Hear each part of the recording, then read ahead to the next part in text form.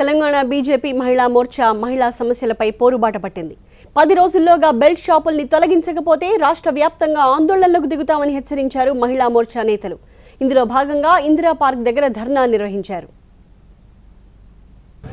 ఇవాళ స్కూల్స్ కావచ్చు, బళ్ళు కావచ్చు, లేదా బస్ స్టాప్స్ కావచ్చు, హైవేల మీద ఉన్నటువంటివి తొలగించాలి ఒకటి.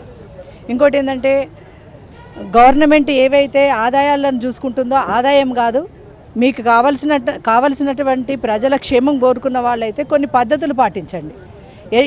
విచ్చలవిడిగా టెండర్లు పాడుకొని ఆ టెండర్లకు లక్షలాది రూపాయలు పెట్టేసి ఆ లక్షలాది రూపాయలు మళ్ళీ ఆ టెండర్ పాడుకున్న అయినా రావాలి అంటే అర్ధరాత్రుల వరకు కూడా పేరుకు మాత్రం షట్టర్లు వేసి ఉంచుతారు, లోపల నుంచి మాత్రం దందా నడుస్తూనే ఉంది. ఇదంతా ఇటు ప్రభుత్వము ఇటు పోలీసు వ్యవస్థ వల్లనే ఈ దారుణమైన పరిస్థితులు వస్తూ ఉన్నాయి. కాబట్టి రాబోయే రోజుల్లో మేము ఇచ్చినటువంటి డిమాండ్స్ అనేకంగా ఉన్నాయి. నియంత్రించడము అనేది మా పాలసీ. నియంత్రణ కూడా వారు పక్కదోవన పెట్టినట్లయితే నిషేధానికి కూడా దిగవలసి వస్తుంది.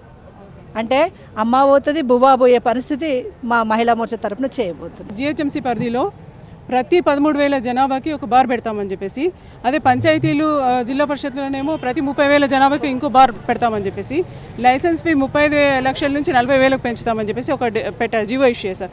అంటే ఒకవైపు మేము మద్యాన్ని ఇవ్వము అని చెప్పేసి ఇంటింటికి మద్యం ఇచ్చే పరిస్థితి రాష్ట్ర ముఖ్యమంత్రి స్వయాన చేస్తున్నారు. కాబట్టి రాష్ట్రం లోపల ఉన్న అనేక రిసోర్సెస్ ఉన్నాయి, ఇవాళ వనరులు ఎన్నో ఉన్నాయి. ఆ వనరులన్నింటినీ ఉపయోగించుకోవచ్చు.